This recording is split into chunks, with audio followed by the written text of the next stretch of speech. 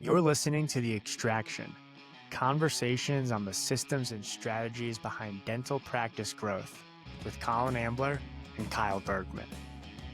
Hey everyone, welcome back to The Extraction podcast. Your host, Kyle Bergman, talking in the third person, and Collin Ambler. We have a special guest today. We're joined by Dr. Jim Arnold, multi-practice owner and the founder of Foundation Dental Alliance, where he helps dentists just like you grow with clarity and protect their autonomy. You may have read his recent piece on why culture is the true multiplier in a practice and why most incentive programs miss the mark. Dr. Jim understands how to turn daily behaviors into measurable results, which is exactly what we're all about at TeamCare, and it's exactly what we're going to talk about over the next 30 minutes. Dr. Jim, welcome to the Extraction podcast. We are honored to have you with us. Hey, Kyle, thanks so much. It's great to be here. Yeah, well, I know one thing, just right off the bat, you were recently in Dubai. Can you tell us a little bit about what brought you to Dubai? Yeah, man, it's a little crazy. I mean, I think it's on a lot of people's bucket lists. It had been on mine for about a decade, but just never made the time to get over there. But I actually took a group of dentists there for some world-class education, luxury travel, kind of combining the best of both worlds with a Dubai luxury dental retreat. It was epic. I mean, I think in the history of dentistry, this is probably the highest ed event that there has ever been. And man, we had a blast. Our attendees learned a lot, and we built some great relationships and a lot of lasting memories. That's amazing. And we'll talk a little bit more about the luxury dental retreats that you lead. But I want to take a step back, maybe a big step back. One of the questions that we love to ask guests on the pod is a little bit about who you are, where you come from, doing a little bit of research. You have a really impressive journey. Can you give us the quick arc from like overwhelmed grad to multi-practice owner to Foundation Dental Alliance, and what inflection points really shaped the playbook that you practice and preach? Oh man, that's a lot. You have a couple of hours to go through this, man. That's a big timeline we're going to cover. But briefly, what I'd say is just like most dental students, you go through, you don't learn anything about business or communication or leadership, and then you come out with all this debt, and you're just thrown into a situation where you're expected to magically develop all these skills. I mean, obviously, some people have more of those things than others, but to a certain extent, most people are just doing a lot of trial and error. I got out in that kind of a situation, really didn't have a clear vision as to what I wanted to do. But when it came time to buy my first practice, I was like, man, I better figure this stuff out real fast, because the first day I walked in the door, guys, I had $1 million worth of debt and was, pretty scared. I mean, that's like a big hurdle and hurdle to overcome, mountain to climb, whatever you want to call it. And, good news is I worked hard. My wife helped me. We were really serious about it, not just providing amazing dentistry and service, but really to do it in a way that made the business profitable. I mean, because I think that all dentists, it's incumbent upon us to have profitable businesses, because if we don't have profitable businesses, not only does our life suck, and not only is it hard to pay the bills, but let's be honest, you can't hire great A players. You can't do a lot of CE. You can't buy the technology. You can't do the things that help us provide great care for our patients. So, dentists out there who think that, they feel guilty because they're making money or because they're looking at it as a business, well, they're really dropping the ball. And in the long run, I think that they are, compromising care for their patients. So we did a lot of stuff. We got a lot of CE. We learned business systems. I had a bunch of mentors. And so early on, we were super successful, kind of designed the practice of our dreams, expanded to multiple locations, made sure that we had teams that were, not only talented, but had the right personalities and that we could trust and delegate to. And man, we just took off from there. It's been a wild ride, but a great ride. It reminds me of one of my books that I had to read in business school. It's called The Goal. I can't even pronounce the author's name. I'll have to come back to our listeners on that one. Yeah, I'd love to But know about that. the whole premise, it was based in this production plant, and the whole staff was getting frustrated because things weren't going well. And the plant manager came in as this whole big analogy that relates to business and metaphor, and it was about identifying the buyer. And the goal is to make money. And that sounds crude and it sounds like a little bit like harsh, especially in healthcare. I don't think dentists like love to hear that concept, but it's like without making money, nothing can happen. Just like you said, you can't hire the people, you can't buy the best equipment, you can't pay the bills. It's like you can't attract the people, and it just turns into this like frustration. Kyle and I both come from sports backgrounds and we played college sports together. And we know that it's like when you're on a losing team, everyone's upset, everyone's pointing the finger, and it's so frustrating. And when you're on a winning team, it's like this Yeah. amazing culture that's like fun and it's exciting.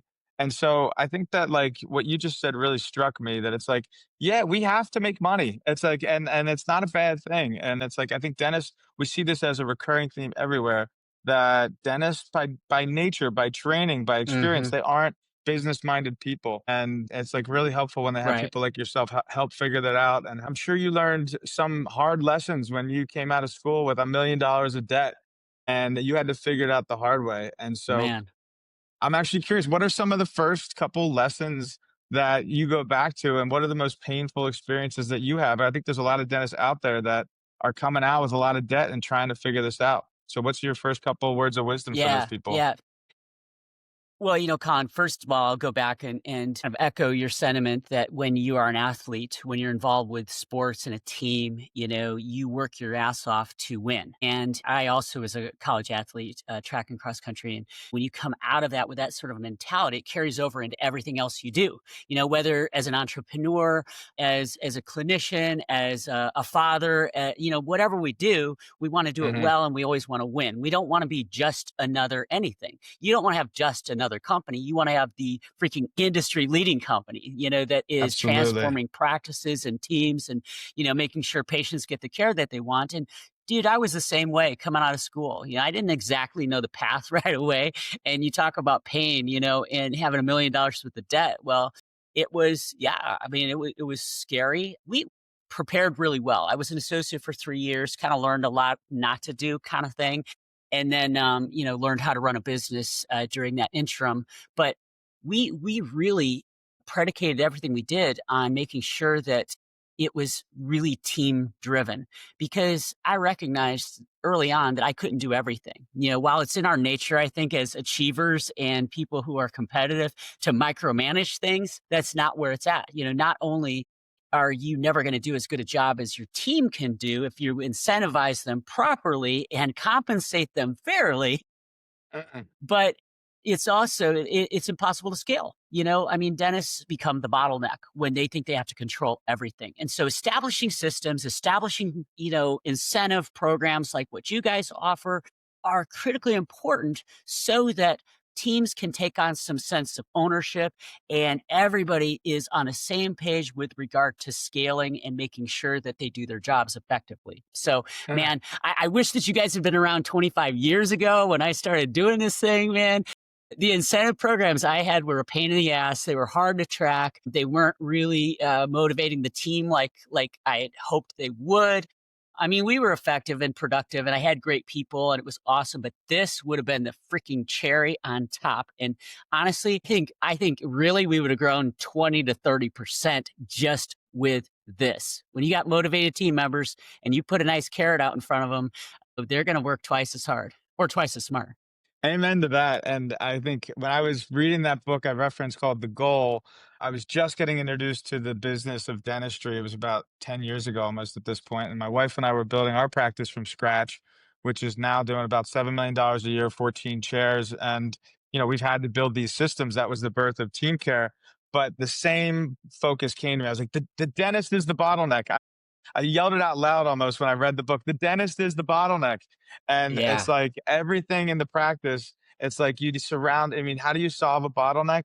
You make sure that everyone relieves the bottleneck as much as possible. And the more that you slam stuff into the bottleneck, the more that throughput goes down. And so I think that that's right. systematizing the culture and I came from a very practical, similar place as an operator. It's like you want to systemize stuff and you inevitably like make a spreadsheet and you try to like put it there and it falls apart and it doesn't keep up and so that's really where team care came from the same place that a lot of operators are in. We took a lot of these common themes, common practices in dental offices, We made a centralized workflow of it that was directly automated from the PMS. You didn't have to type the patient's name, type their doctor, type their double entry, these things. It just came straight to the staff.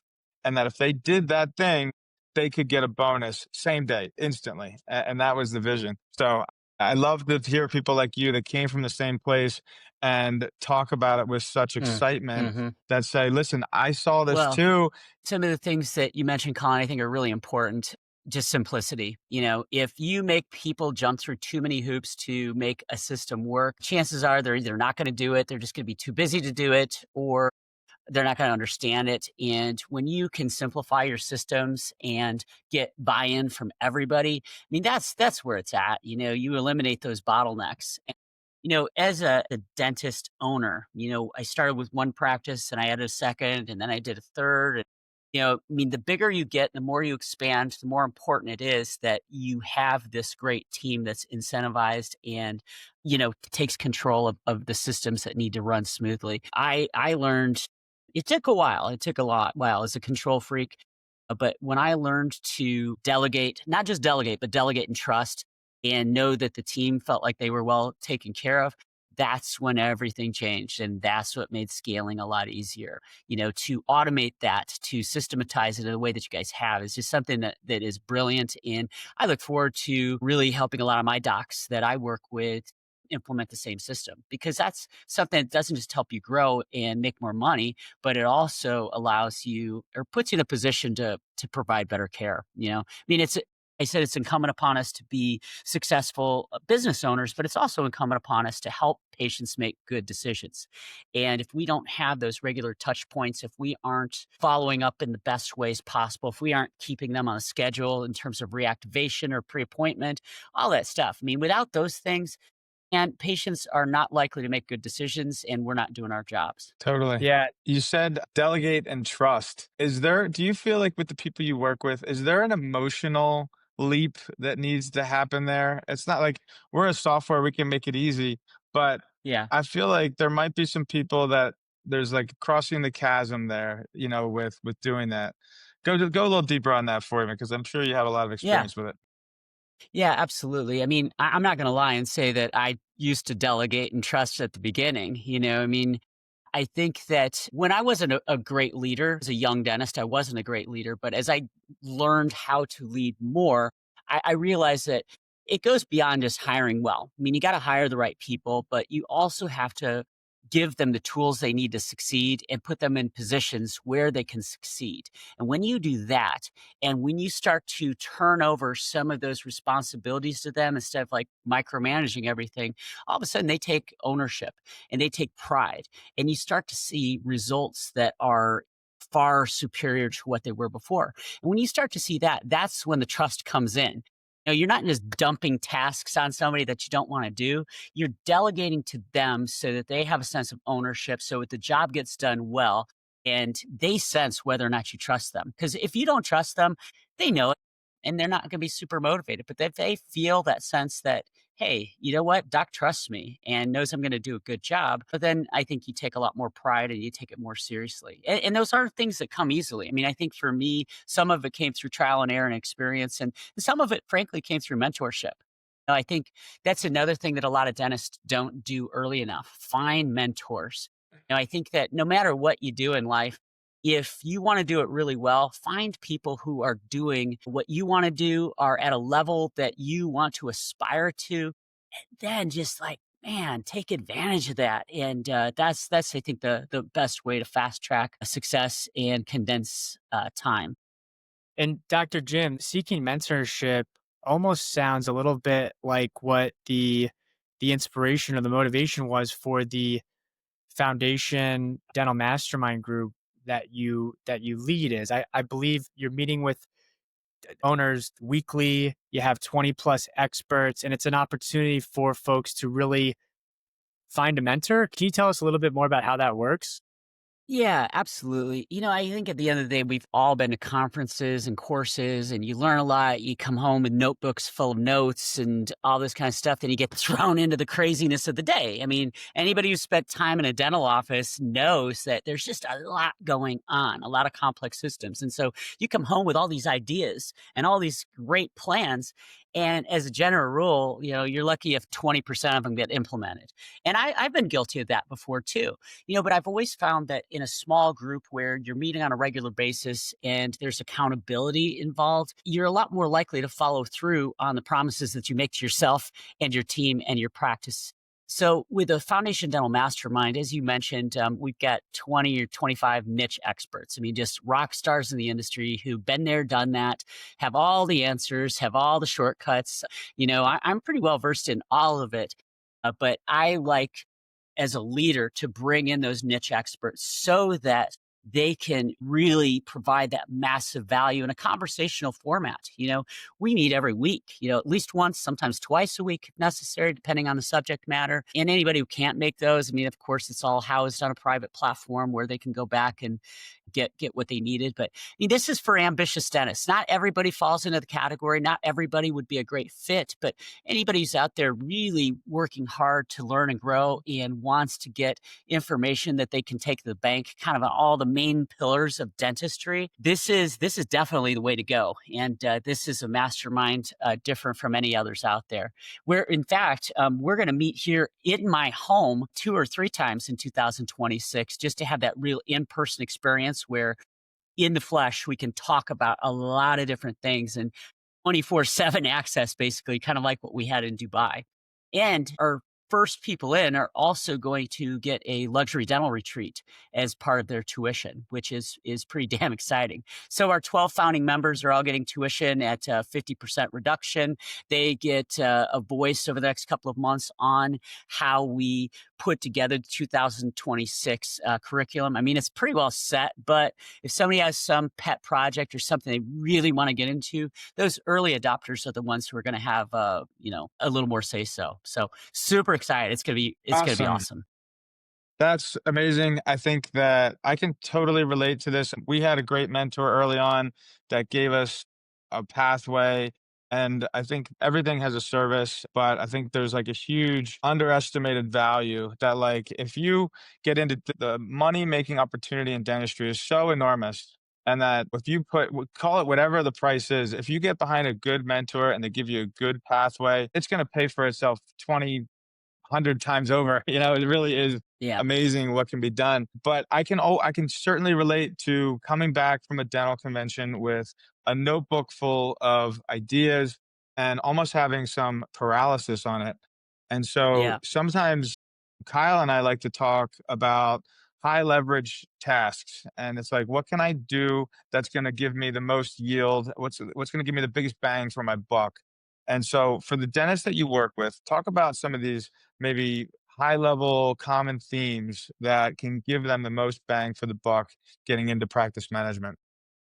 Yeah, absolutely. I think that everybody who is a business owner of any kind, but specifically with dentists, I think that developing your leadership skills and some of the communication skills and some of the soft skills that I think a lot of times are overlooked, I think those are the things that provide the most leverage. Because without those things, we got a lot of docs out there with incredible clinical skills. They've gone through Pankey, Dawson, Coy, Spear, done all this stuff. And then they come back and they don't have those soft skills they need to lead a team, to communicate effectively with patients, to present cases effectively so the patients say yes.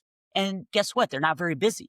And it's a Hmm. real shame. So I think in terms of, real leverage, I think that working on those soft skills that you don't really learn in dental school to make sure that that supports all of those clinical skills that are obviously even more important so that they can do more of the work that they love. Yeah, that's a big one. And then, of course, from a business standpoint, just really understanding your numbers. I mean, because if you don't understand your numbers, if you're not tracking your KPIs, well, you basically have a hobby. You don't have a business. And as you alluded to, I mean, there's an opportunity to make a lot of money in dentistry, and it's a high stress profession. I mean, anybody who lives with a dentist, has been a dentist, or has spent significant time with a dentist knows that man, there's a lot going on that, most people don't understand. And so the investment in our education, the investment in buying a practice or building a practice, the investment of just our blood, sweat, and tears in all that it takes to be successful, we really need to be remunerated properly, and ignore those business parameters would be a huge mistake on so many levels. So, I mean, leverage, there's a lot of levers, but that mentorship piece, learning to improve your leadership and communication, those are probably the biggest ones. And then just always be learning and growing on a personal level too. Yeah. That's Amazing. Yeah, I can't even hold back. I think one of the things when I'm working with the practice and introducing some of the team care is something that you just said is quantifying your treatment plan world. I would have said Yeah. case acceptance, but part of it's presenting. We put a lot of numbers and we make the workflow super easy so that you can visualize what's actually happening with the numbers. And I think that when we go through this treatment plan case acceptance, it's something that's often used by the front desk that are doing the clicking of the buttons. But one of the things that we see often team care used with a mentor relationship is when a patient declines a treatment plan or says not to schedule, the front desk staff within team care is required to write the reason why. What did the patient say? Did they say, let me ask my wife? And we see it with our mentors that are helping the associates is that they have this shared platform to see all of the treatment plans, all of the at Mm. bats. And, a mentor with a trained eye like yourself, I'm sure if you started to read the reasons of 10 or 15 of these treatment plans, you're going to understand how to translate them. And it's like the patient's saying this, and what that Yeah. means is really that. And it's like, I think I can help emphasize your sense of urgency or you're not relating or some of these things. And so I love that about this, and Yes. it's my advice, just like you, is let's look at some data. Let's see what Yeah. people are saying about you, and I think that feedback's super valuable. It's huge, Colin. And what you guys have created not only helps track it, but it really helps you see trends and what really needs to improve. So it's not only for tracking, it's not only for communicating with patients and following up on a more timely manner that's easier to track, but it's also about training. Again, if you can see where maybe the ball was dropped or where things could have been improved, I Totally. mean, you guys have the opportunity to move the needle in so many different ways. And that's why, in terms of leverage, this kind of software, this kind of program that is so team run is just, I mean, it's a home run. There's no reason for any practice not to have this. And I can't wait because I'm in the market right now. I'm going to buy a few practices over the next year. And I can't wait to have this from day one so that we're hitting on all cylinders. Good stuff. Dr. Jim, I kind of want to go back to this mastermind because I love it. And this happens in a couple other industries, which we kind of rub shoulders with.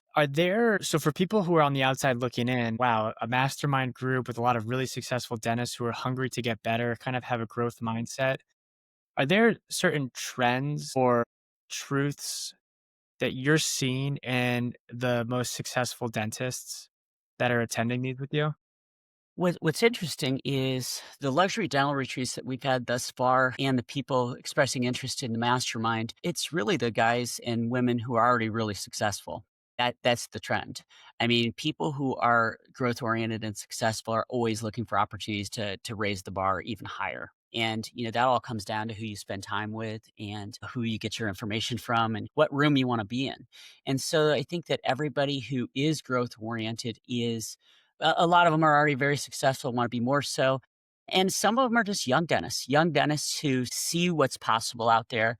They see what they want to do. And so they're seeking that mentorship from a group like this, because it's not one guru. It's not just me saying, hey, this is what I've learned over 29 years. It's a whole community of educators. And then, of course, dentists who are growth oriented and like minded. And so I think that there's a lot of value in being a dentist who is open to collaboration, is open to sharing the things that have worked for them, the things that have been challenging for them, that authenticity and transparency, I think is really necessary in a small group like this. If you're somebody who already has all the answers and been there, done that, or I already tried that and it didn't work, if that's your attitude, then the mastermind just isn't the right fit. But if you're open minded and want to learn and share the things that have worked really well for you, then you probably are a great fit. I love it, Dr. Jim. Well, Doc, thank you so much for bringing the heat today. I mean, this has been amazing. If you're listening and you're a practice owner who wants to unlock growth through education or the magic of accountability or hands-on mentorship, then you need to check out the Foundation Dental Mastermind run by Dr. Jim. Dr. Jim also hosts luxury dental retreats. I believe you have two coming up next year in May and September because the demand has just been really amazing. We'll drop the info in our show notes as to how you can get involved with any of those. And as always, if you want culture and systems that really show up in the bottom line, TeamCare is here to help. Also, I would be remiss not to mention that we have a special offer with Dr. Jim, which we will also include in the show notes, where you can get 25% off lifetime and your first month free with TeamCare. Dr. Jim, thank you so much for the partnership. Thank you so much for joining the pod. It's been a pleasure. Absolutely. Great chatting with you guys always. Have a great afternoon and look forward to the next conversation. Awesome, Dr. Jim. Thanks so much. And for people out there, go get a mentor, go to Dubai, go with Dr. Jim. For everyone out there, I think that's made it. That is a 100% common theme. Nobody did it alone. So super cool for you to share your story. Thanks again for joining. Thank you for listening to The Extraction with Collin Ambler and Kyle Bergman. Read episode notes and transcripts at teamcaredental.com.